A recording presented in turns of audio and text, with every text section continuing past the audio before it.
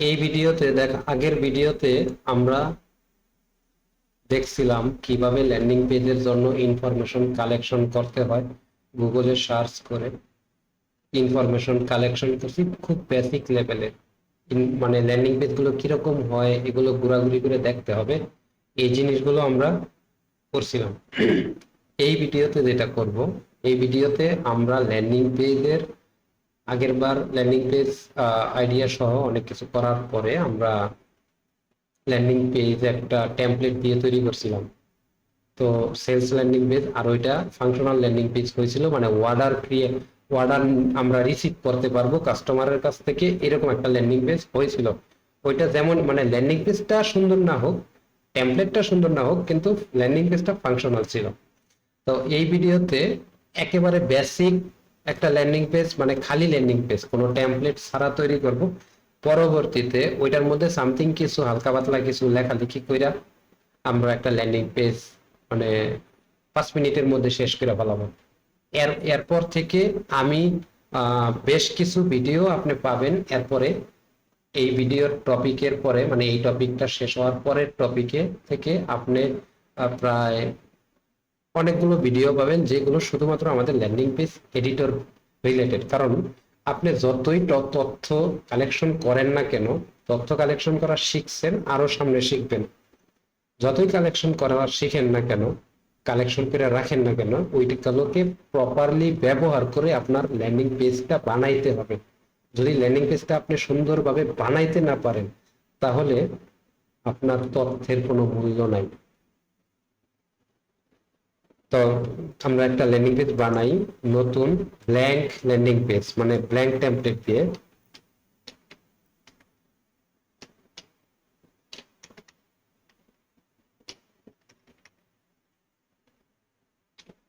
আচ্ছা, আমি নাম দিছি ব্ল্যাঙ্ক 1, ঠিক আছে।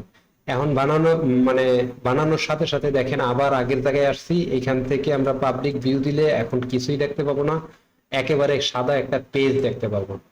আর এডিটরে যদি যাই আমরা, তাহলে এডিটরে যাই আমরা কিছুই পাবো না, খালি পেজ আসবে। আমাদের প্রথম কাজ কি, এখন এটার মধ্যে আমাদের এইখানে যতগুলো জিনিস আছে সবগুলোকে একটা একটা ড্র্যাগ করব, করে সেভ করে দেখবো যে কোনটা কি। এতটুকু পর্যন্ত আমরা এই সিস্টেমে দেখব, প্লাস আমরা একটা প্রোডাক্টের সাথে লিংক আপ করাবো, এই পর্যন্তই দেখব। এরপরে আমরা এই এডিটরের শুরু থেকে শেষ পর্যন্ত যা কিছু আছে প্রত্যেকটা জিনিস ছোট ছোট বাইঙ্গা বাইঙ্গা আলাদা আলাদা ভাবে শিখবো। কার কাছ থেকে শিখবো? এই ল্যান্ডিং পেজটার মধ্যে আপনি যখন কাজ করতে যাবেন, যদি কোনো এরর খেলে আমাদের যে সাপোর্ট টিম আছে, যেই লোক আপনাকে সাপোর্টিং এ সাপোর্ট করে করে আপনাকে সামনে নিব শুধু এই ল্যান্ডিং পেজ বিল্ডিং এর জন্য। বিল্ডিং বলতে মানে কোন রকম এরর, কোনো একটা কাজ করতে যায় আপনার কাজ করতেছে না, বাটনটা দিছেন কিন্তু বাটনটা কাজ করতেছে না, এই লোকের যে এই সাপোর্ট গুলো আপনাকে দেবে, ওনার মুখেই ভিডিওগুলো দেখবো পরবর্তীতে। তো শুরু করা যাক। তো আমি প্রথমে কি করব, প্রথমে একটা ন্যাপবার নিব, ঠিক আছে। ন্যাপবারটা এখানে নিলাম। ন্যাপবারটা দেওয়ার পরে পরে বলবো যে একটা গাইডলাইন আইটেম আসো, ঠিক আছে। এই যে দেখেন কত সুন্দর সুন্দর বানানো আছে। এখন বলতেছি এর দুইটার মাঝখানে একটা ডিভাইডেড, মানে একটা ফাঁকা লাইন আসো। এখন বলতেছি যে একটা এইটার নিচে দুইটা লিস্ট আইটেম আসো, চলে আসছে। এখন বলবো যে সোশ্যাল গ্রুপ আইকন আসো, ঠিক আছে। আমরা এই যে এখানে সোশ্যালের গ্রুপ আইকন নিয়ে আসলাম। এগুলো সম্পূর্ণ আপনি এডিটেবল, আপনি এডিট করতে পারবেন। আমি এগুলো করতেছি না, শুধুমাত্র একটা একটা জিনিস আপনাকে দেখানোর জন্য যে এই কাস্টম কোডটা কি। কাস্টম কোডটা আমাদের দরকার হয় না, ঠিক আছে। কাস্টম কোডটা ওই লোকদের জন্য দরকার হয় যারা এই ফুল সিস্টেমটা পুরোপুরি ব্যবহার করতে পারে, প্লাস তারা কাস্টম সিএসএস করতে পারে, কাস্টম জেএস কোডিং করতে পারে, কাস্টম এসটিএমএল কোড লিখতে পারে, তাদের জন্য।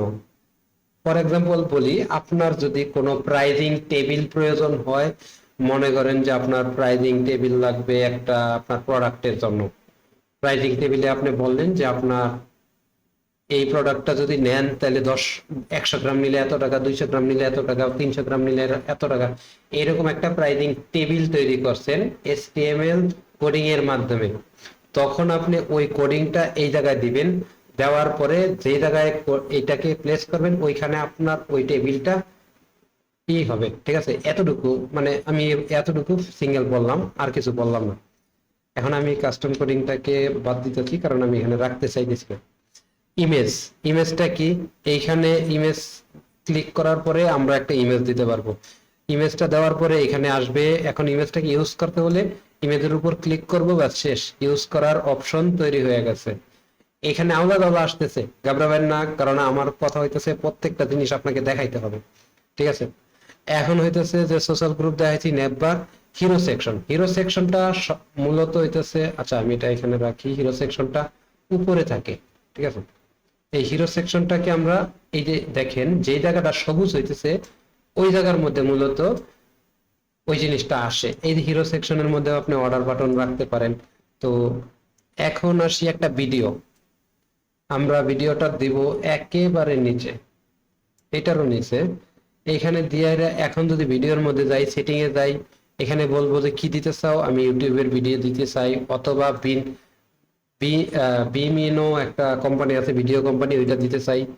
ইউটিউবের সোর্স দিলে এখানে সোর্সের ইউআরএলটা ডাইরেক্ট আপনার ভিডিও ডাইরেক্ট MP4 ফাইলের লিঙ্কটা দিতে হবে। আর যদি ইউটিউব দেন তাহলে ইউটিউবের ভিডিওর আইডিটা দিতে হবে। আশা করি বুঝতে পারছেন। তো এখন আমি পরবর্তীতে ধাপে যাই, ভিডিওর পরে কি আছে, ভিডিওর পরে আছে হইতাছে উইপার। এখানে আমি একটা নতুন নিতেছি, এখানে রাখলাম, রাখার পরে দেখেন এখানে ছবি দিতে পারবেন। আপনি এখানে ক্লিক করলে ছবি চেঞ্জ করার অপশন পাবেন। এখানে যখন ক্লিক করছি তখন দেখেন ছবিটা চলে আসছে। এরকম আপনি 5টা দিয়ে সুন্দর ডিজাইন করতে পারবেন। ঠিক আছে, আমি যেহেতু 5-6 মিনিটের মধ্যে সবগুলো দেখাবো তো কিছুই করবো না। তো এরপরে আসেন এই স্লাইডারটা কি, স্লাইডারটা দেখি একটু। এই স্লাইডারটা হইতেছে এখানে ক্লিক করলে ইমেজ পরিবর্তন হবে, আপনি প্রতিটা ইমেজ এখান থেকে চেঞ্জ করতে পারবেন। ঠিক আছে, এরপরে আসেন কলাপস। কলাপসটা কি জিনিস, কলাপসটা হচ্ছে যে এখানে যদি ক্লিক করেন তাহলে এই কলাপসের ভিতরে কিছু আইটেম আসবে। আবারও আরেকটা কলাপস আমি নিতে পারি, এখানে এটার মধ্যে ক্লিক করলে দেখবেন আরো কিছু তথ্য আসবে। এরকম কলাপস গুলোকে ডাইনামিক কিভাবে করে এগুলোর আলাদা ভিডিও পাবেন সামনে। এখন আসি ট্যাব। ট্যাবটা কিভাবে কাজ করে, ট্যাবটা হচ্ছে যে এখানে আপনি একটা কিছু লিখলেন, লেখার পরে এই তথ্যটা পরিবর্তন হবে। দেখেন এটা কিন্তু আরেকটা তথ্য, এটা কিন্তু এখানে কিন্তু আরেকটা তথ্য। তো এইভাবে আমি দেখি। এখন কোটস, কোটস এর মধ্যে কিভাবে আসে, এইভাবে আসে। আপনি অনেক সময় কাস্টমারের যে রিভিউ গুলো আছে ওইগুলো আপনি লিখতে পারেন, বিভিন্ন ধরনের ইউজ কেস আছে। এরপরে হেডিং, হেডিং বলতে কি, হেডিংটা হইতেছে যে এরকম বড় লেখা আসবে এখানে। ঠিক আছে, তারপরে টেক্সট, টেক্সটটা কি, টেক্সটটা হইতেছে যে আপনার এখানে যখন আপনি টেক্সটটা দিবেন তখন এই যে যেই সেকশনে দিবেন এটা দিবেন। এরপরে সেকশন জিনিসটা কি, সেকশনটা এখনো দেখাই নাই, আগেই বললাম যে সামনে দেখানো হবে। তো এই সেকশনে যাই, সেকশনটাকে রাখলাম একটা সেকশন, এই যে একটা সেকশন হইতেছে এই সেকশনের ভিতরে একটা সেকশন রাখলাম। এখন যদি আমি টেক্সট নেই তাহলে আমার টেক্সটটা কিন্তু এই জায়গায় থাকবে না, এইটাকে আবার আমরা সরাইতে পারবো, এখান থেকে ক্লিক করে এখানে নিতে পারবো। এখন দেখেন ইনসার্ট টেক্সট, এখন একটা টেক্সটের ভিতরে আবার মাল্টিপল, একটা সেকশনের ভিতরে মাল্টিপল সেকশন নেওয়া যায়। এই যে দেখেন এখন কিন্তু একটা সেকশনের ভিতরে দুইটা সেকশন আছে, আমি চাইলে দুইটা সেকশনের মধ্যে দুইটা টেক্সট দিতে পারবো। ঠিক আছে, আশা করি আপনি বুঝতে পারতেছেন। খুব কম অল্প সময়ের মধ্যে আমার দেখাইতে হবে, আমার টার্গেট শেষ করতে হবে। তো এখন একটা সেকশনে তিনটা মানে এখন আমি চাইলে এটার ভিতরে তিনটা সেকশন নিতে পারবো, এটার মধ্যেও আমি স্পেসিফিক টেক্সট দিতে পারবো, এমনকি H1 দিতে পারবো। বুঝতে পারতেছেন ব্যাপারটা। তো আমি চাইলে আরো মানে আরো একটা সেকশন নিতে পারি, এই সেকশনটাকে সবার নিচে রাখবো অথবা উপরে রাখবো, এইখানে দিব সেকশনটা।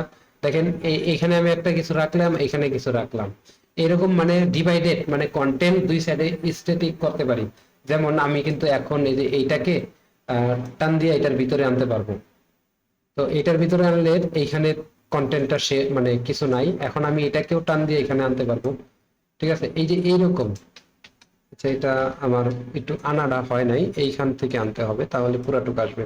তো আশা করি আপনি বুঝতে পারতেছেন যে কিভাবে কাজ করে। তো এরপরে বাটন কি জিনিস, একটা বাটন আসবে আর কিছুই না।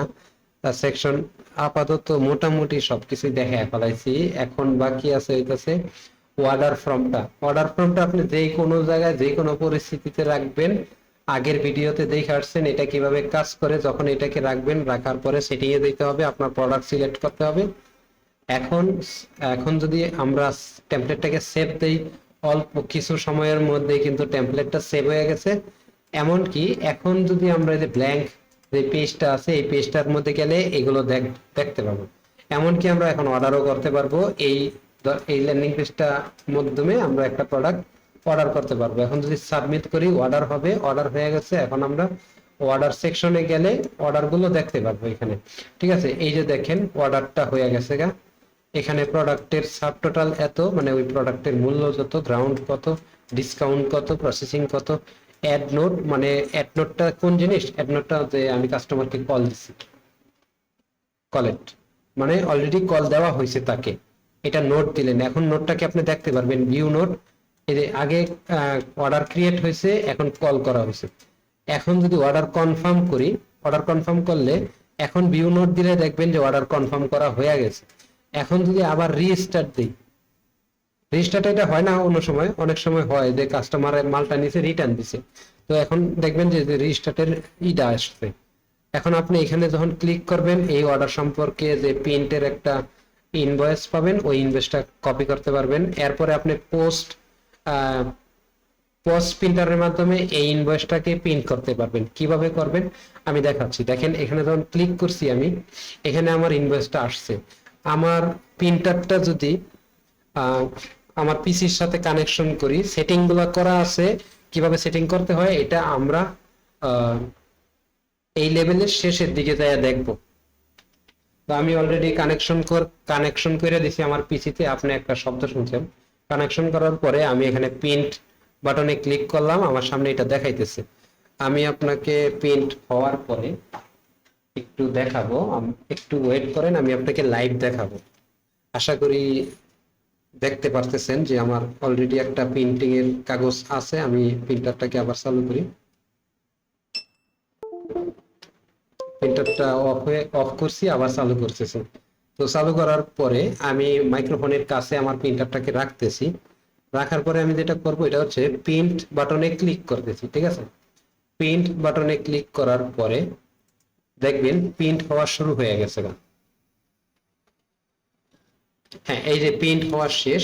আমি যদি এখন খুলি, খোলার পরে দেখবেন আগে আমার এই পর্যন্ত মানে এই যে একটা বাস দেখতেছেন, এই বাসের এই পর্যন্ত প্রিন্ট করা ছিল, একটা ইনভয়েস ছিল, নিচের ইনভয়েসটা এখন আপনি যে স্ক্রিনে দেখতেছেন এইটা।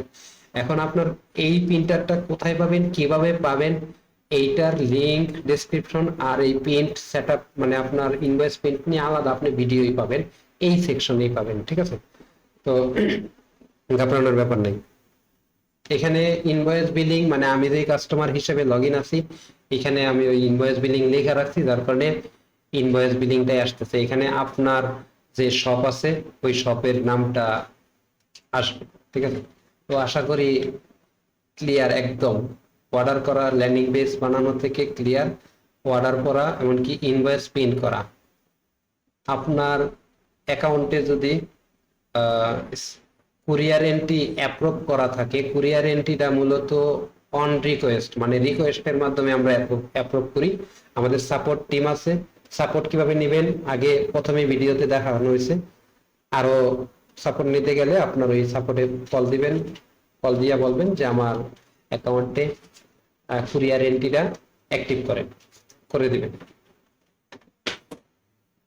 তো এখন আমি আবার ব্যাকে যাই। ব্যাকে যাওয়ার পরে এই ভিডিওটা আমি এখানেই রাখতেছি। এরপরে আর একটা কথাও আমি বাড়াইতে চাইতেছি না, কারণ হইতেছে এরপরে আপনার সাথে আমার দেখা হবে বেশ কিছু ভিডিওর পরে। মাঝখানে একটা টপিক পাবেন, সেই টপিকটা একমাত্র এই এডিটরটা, ল্যান্ডিং পেজ এডিটরটাকে কিভাবে ব্যবহার করতে হয় তার উপরে। এটা দেখার পরে আপনি পরবর্তীতে আবার নতুন তথ্য পাবেন।